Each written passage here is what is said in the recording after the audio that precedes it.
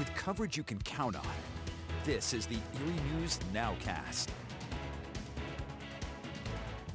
Good morning on your Friday. I'm Mark Soliday. Thanks for jumping on Facebook Live as we check some of the stories we are following here at Erie News Now. We do have a freeze watch out there as part of that first warning forecast from meteorologist David Wolter. We'll get to that in a moment. First, though, we begin with the latest on the death of an Ohio college student in what police say was a hazing incident. And this morning we have new images of the Erie man who's facing an indictment in this case. It all happened at Bowling Green State University over in Ohio. That's where officials say this student by the name of Stone Fultz died after an off-campus hazing incident connected to the Pi Kappa Alpha frat over at Bowling Green. The coroner says Fultz died of alcohol poisoning. Well, an Ohio grand jury has now indicted a total of 8 people on charges that include involuntary manslaughter. That list of 8 suspects includes this 21-year-old from Erie, Niles Sweeney, facing third-degree felony involuntary manslaughter along with hazing and some other charges. This morning, the parents of that 21-year-old student who died, well, they're speaking out. How many more injuries or deaths do we need to see before people in positions of power make the right decision? Fultz's death comes about 4 years after Timothy Piazza died under similar circumstances down at Penn State. Now at Bowling Green, that Pi Kappa Alpha frat has been placed on interim suspension. We were gonna go inside for the dancing and stuff, and all of a sudden we saw paramedics from MADA and whatever running by, like mid CPR on kids, and then one after the other started coming out, ambulances. And then we understood like something's going on here. Well, we're following the aftermath of that just really unbelievable tragedy over in Israel. At least 45 people lost their lives. A number of others were hurt after really what turned into a stampede at a religious festival. Tens of thousands of ultra-Orthodox Jews gathered in Mount Meron to sing, pray, and dance as a part of the holiday celebration. Officials say the injuries really basically the result of overcrowding and again that stampede, a rush of people. It was not, they say, caused by any sort of structural collapse. Some of these pictures of the aftermath of that stampede, yeah, that's what you're seeing here. This is being called one of the deadliest civilian incidents in Israel's history. It was the first mass religious gathering there since the country of Israel lifted nearly all of its COVID-related restrictions. Well, as the push to get more of that COVID vaccine out to as many Americans as possible continues, even with a drop in demand, Pennsylvania's vaccination numbers are improving. As of this morning, more than 6 million people in Pennsylvania have at least one dose of coronavirus vaccine. That is more than 47% of Pennsylvania's population. And they say just over 30% of folks in Pennsylvania are fully vaccinated. That works out to about 3.8 million people. And the push to get the vaccine to high school students in our area continues. Earlier this week, we talked about vaccination clinics being hosted in Crawford and Warren counties. Well, now there's one coming to Erie County. The Mill Creek School District's leadership says they're going to host a clinic 1 week from today, Friday, May 7th. It'll go from 10 to 2 in the McDowell High School's North Gym. Kids 16 and older and family members are going to be eligible for that shot. 17, 16-year-olds will need parental consent. And Mill Creek School District staff also eligible to get vaccinated at that clinic again 1 week from today. And you can get a link to a consent form and find out how to schedule an appointment by heading to the link we've set up at erienewsnow.com. That's some big news out of the cruise industry this morning. New word that they might be able to resume cruises here in the U.S. waters by this coming July. So yeah, coming up fairly quickly. In a letter penned to the cruise industry, the CDC said it's committed to the resumption of those passenger operations. Mid-summer was the target date for the CDC. Now they say if 98% of a ship's crew and 95% of its passengers are fully vaccinated, that ship can set sail. Again, they're looking at July as the target date there.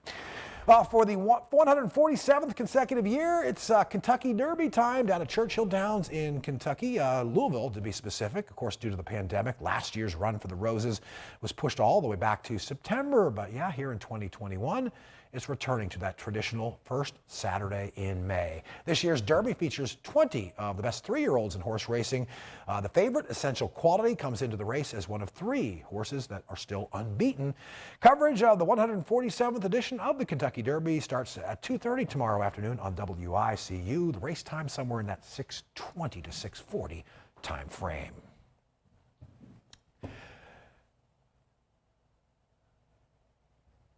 All right, after props, one of the grayest days that I can remember here at home. Yeah, Thursday was so dreary. We've got sunshine out there this morning, Dave. Yeah, we do have some sunshine out there. Looking pretty good right now. Still can't totally rule out maybe a shower this afternoon, but looks lovely as we head on down to the bayfront. We're looking out over Presque Isle Bay with our Oliver's rooftop cam. And as we take an expanded look, you can see some areas of clouds. Those are back into Canada, really out there over towards Lake Erie, I should really say that. Right now we're sitting at 48 degrees. It's going to be a cool day with that westerly wind at 17 miles per hour. And you can see there is a little area of showers trying to move on through Detroit. They are moving through Detroit over there towards the Cleveland area. This will kind of clip the area.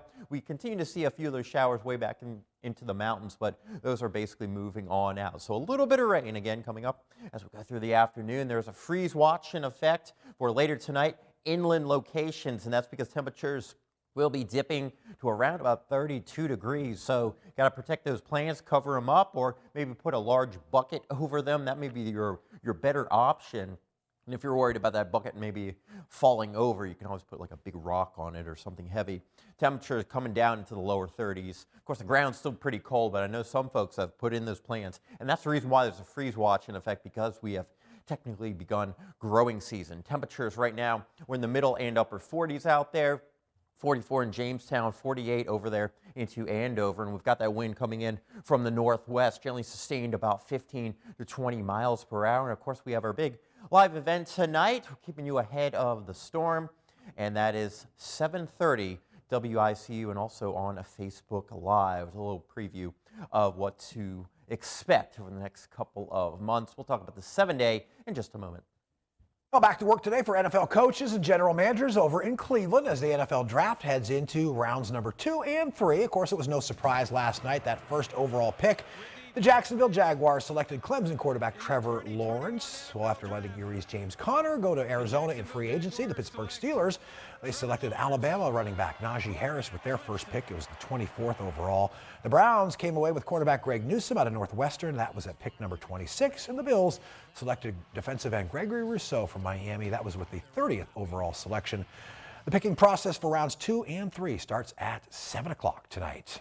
Meantime, football fans at the draft might want to take a short walk over to Cleveland's Rock and Roll Hall of Fame. They have a new exhibit there focused on the annual meeting of sorts between music and sports, known as the Halftime Super Bowl Show. Erie News Now's Elena Jonathan takes us there.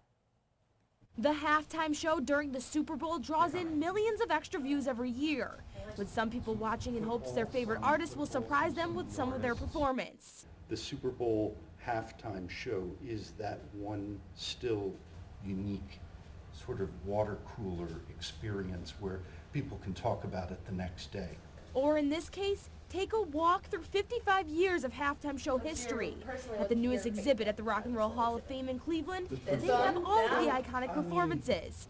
Everything from such a really famous, iconic prop, the shark, left shark, and Katie's outfit. To one of the most famous performances, Showstopper. Prince. Is Prince. This is Prince's outfit that he wore at the Super Bowl. and even this past halftime show's most memorable moment. It's called the Infinity Room. Yeah. And it just, you know, it has this just fantastic 3D effect. We worked with the NFL on this exhibit with their cooperation, and working with them has been fantastic. Even if you aren't a fan of rock and roll or even football, anyone can find something to appreciate in this exhibit. Well, it's a combination of sports and music, and not all of the content of the exhibit is just about rock and roll. It's about design and staging and lighting, and just the logistics of quickly building this set on the field. So I think it'll appeal to a lot of different people. Artists who performed at Super Bowl halftime exhibit in place at the Rock and Roll Hall of Fame Museum over in Cleveland. A place I think we both want to get to pretty soon, David. Yeah, that would be something awesome to go to. I do love museums. I haven't really been to one big one in a while. As we look ahead over the next couple of days, we got 50 degrees today, and temperatures heading on up as we get into the weekend. Some showers around on Sunday, then especially as we get into Monday. We'll continue through the month of May. We got Cinco de Mayo on Wednesday, temperatures in the 60s, but it does look kind of active for the first half of next week. Thank you, David, and thank you for jumping on Facebook Live. We'll do the NOWCAST again on Monday morning about the same time, and we're on the air Monday at 5 a.m. for Erie News Now Sunrise. The next report, 30 minutes of news on WSEE. That comes your way at noon. Have a great weekend.